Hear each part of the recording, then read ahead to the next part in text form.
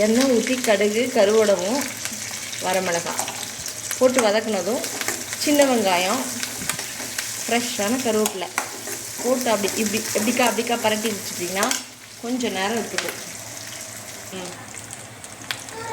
இவ்வளோ பூண்டு போட்டிருக்கேன். பூண்டு வாயுவுக்கு நல்லது, கொலஸ்ட்ராலுக்கும் நல்லது. கரெக்டாக அப்படி ஒரு வதக்க வைக்கிட்டு ரொம்ப வதக்கணுன்னா குழம்பு சாப்பிடும்போது பூண்டெல்லாம் அடியில் செட்டில் ஆகிடும். அதனால் லைட்டாக மட்டும் வதக்குனீங்கன்னா தான் சாப்பிடும்போது மேலேக்கே பூண்டு இருக்கும். தக்காளியை இதில் கொட்டவும்.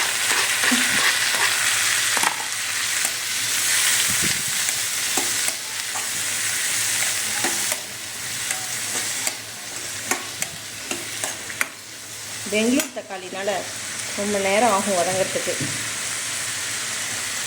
உப்பு கொஞ்சம் போட்டுங்க, அப்போது ஈஸியாக வதங்கிடும்.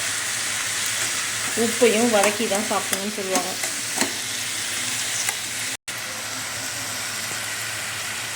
கத்திரிக்காய் எக்ஸ்ட்ராவாக இருந்ததுன்னு இதில் போட்டுட்டேன்.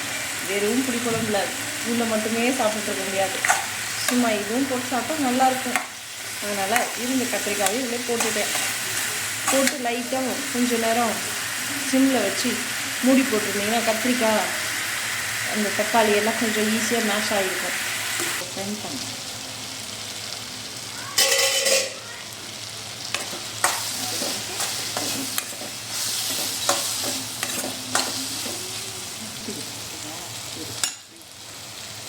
கொத்தமல்லி தூள் 2 ஸ்பூன்,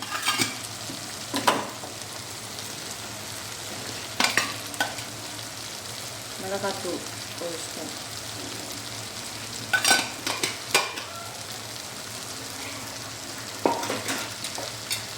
உடனே அடி பிடிச்சிடும். பக்கன்னு ஒரு கிள்ளு.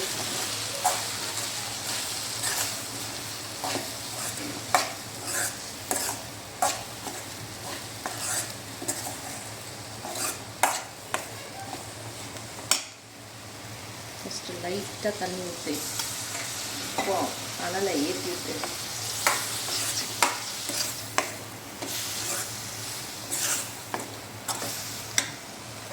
மஞ்சத்தூள்,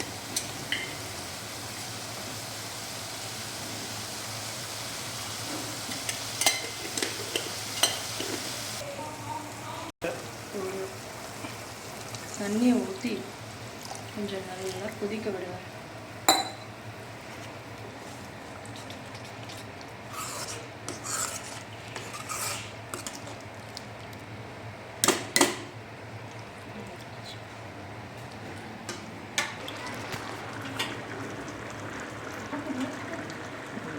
கத்திரிக்காய் பூண்டு எல்லாம் நல்லா வெந்திருக்கும் தண்ணியில்.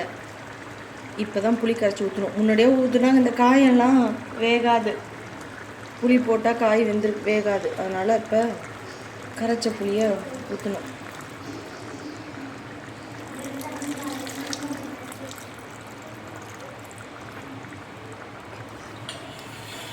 புளி ஊற்றுனதும் நல்லா கொதிக்கிட்டோம்.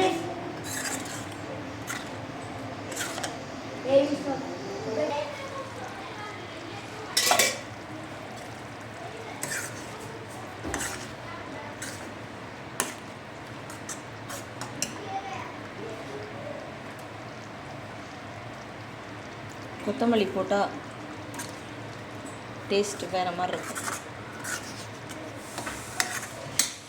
அப்போது நல்லெண்ணெய் எடுத்து அப்படியே ஒரு ஊற்று. அவ்வளோதான்.